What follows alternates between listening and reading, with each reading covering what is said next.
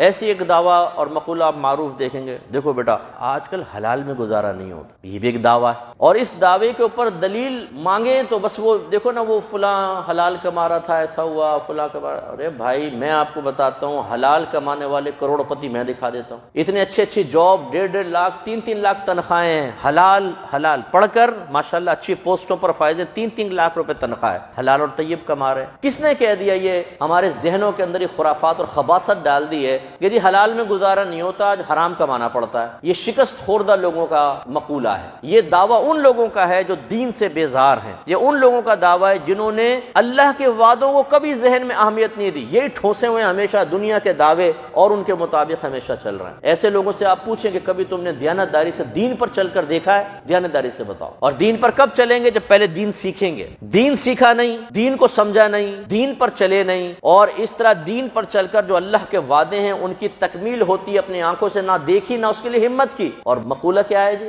آج کل؟ بھائی دین سے گزارا نہیں ہوتا، مولوی بن کے گزارا نہیں ہوگا، حلال کما کے گزارا نہیں ہوگا، یعنی ایسا جیسے تو بھئی 60 سال تو اس نے دین میں لگائے تھے، پھر یہ 60 سال بعد اپنی کھولی سے باہر آیا اور اس نے کہا کہ بھئی 60 سال تک سارے وعدے ماد اللہ ثم ماد اللہ کھوکھلے سے محسوس ہوئے، میں تمہیں اپنا تجربہ بتا رہا ہوں، دنیا کے اندر غرق ہو جاؤ۔ پوچھیں ذرا ایسے لوگوں سے جو اس طرح کے دعوے کرتے ہیں کہ تم نے کتنا دین کے اوپر چلے ہو اور کتنا دین سیکھا ہے؟ اللہ اپنے وعدے کا خلاف نہیں کرتا، جو اللہ کے وعدے ہیں کہ اگر تم تقوی اختیار کرو گے، رزق حلال کھاؤ گے، مفہوم یہی ہے کہ اللہ تعالیٰ تمہارے لیے رزق ایسے مقام سے عطا فرمائے گا جس کا تمہیں وہم و گمان بھی نہیں ہوگا، یعنی دنیا ہمارے قدموں میں آ کے گرے گی۔ لیکن بات وہی ہے کہ ہم نے کبھی وعدہ خداوندی کو اتنی اہمیت نہیں دی، چاچا کے دعوے کو دی ہے۔ چاچا کہتا ہے بیٹا حرام، دیکھو تم اپنے چاچا کو دیکھو، ٹیبل کے اوپر سے اتنا نہیں لیتا جتنا ٹیبل کے نیچے سے لیتا ہے، تبھی تو میرے پاس بنگلہ ہے، گاڑی ہے، عزت ہے، پورا خاندان اٹھ کے سلوٹ مارتا ہے، سب سے پہلے شادی کارڈ مجھے لا کر دیا جاتا ہے کیونکہ میں بڑے بڑے تحفے دیتا ہوں۔ بیٹا مر کے تو دیکھو ذرا، تمہیں پتہ چلے گا تمہاری یہ عارضی عزت جو تم نے حرام اور ناجائز سے حاصل کی اور خاندان پہ روب جما رہے ہو،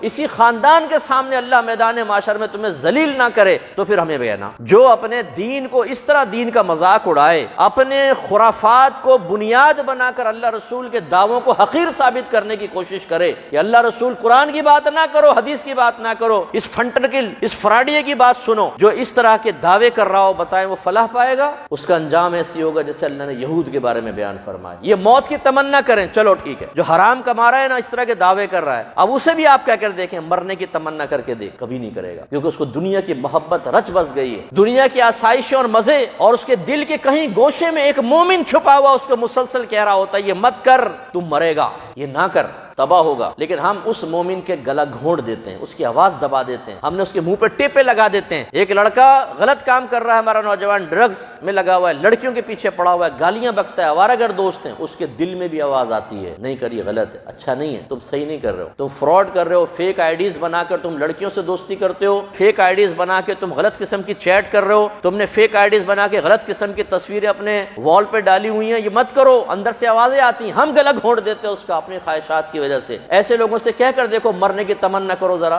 کبھی بھی نہیں کریں گے۔ یہ علامت اللہ نے بیان فرمائی، جو دین کے راستے سے ہٹ کر اور دنیا میں غرق ہو کے اپنے آپ کو حق ثابت کرنے کی کوشش کرے، کبھی موت کی تمنا نہیں کرے گا، کیونکہ اس کو پتا ہے یہ دنیا ہی میرے لیے سب کچھ ہے، آخرت میں کچھ بھی نہیں ہے میرے لیے۔ تو اس لیے ناراض مت ہو، یہ بھی خیر کنفرم نہیں ہے کہ اگر کوئی گناہ گار ہے تو وہ نہیں بخشا جائے گا، اللہ کی مشیت پر موقوف ہے، لیکن جو قرآن اور حدیث کا قانون ہے اسے ہم نظر انداز نہیں کر سکتے۔ اس لیے میں یہ دعویٰ کر سکتا ہوں کہ کوئی اگر گناہ میں مرے گا تو جہنم میں جائے گا، آپ یہ دعویٰ نہیں کر سکتے کہ بھئی تم جیسے بھی کرو تم جنت میں جاؤ گے، یہ دعویٰ آپ نہیں کر سکتے۔ یہ کہہ سکتے ہیں یا ہو سکتا ہے بھئی اللہ تعالیٰ تجھے بخش دے، لیکن میں یقین سے کہہ سکتا ہوں کہ وہ قرآن اور حدیث کہہ رہے ہیں نا، اس لیے ہمیں اس یقینی بات کو نظر انداز نہیں کرنا چاہیے خوش فہمی میں مبتلا ہو کر۔ وہ دیکھو نا جی بنی اسرائیل کے ایک آدمی نے 100 قتل کیے تھے، پھر اللہ نے اس کو بخش دیا۔ وہ بنی اسرائیل کے ایک آدمی تھا، کوئی نیکی نہیں کی تھی، مرتے وقت وہ خوف زدہ ہوا، اللہ نے اس کو بخش دیا۔ تو بھائی اب ذرا یہ ثابت کرو کہ اسی طرح اللہ تعالیٰ تمہیں بھی مرتے وقت بخش دے گا، یہ ثابت کرو، یہ کر نہیں سکتے۔ تو ضروری کوئی ہے کہ اگر کسی کے ساتھ کچھ ہوا اچھا تو وہ آپ کے ساتھ بھی ہوگا۔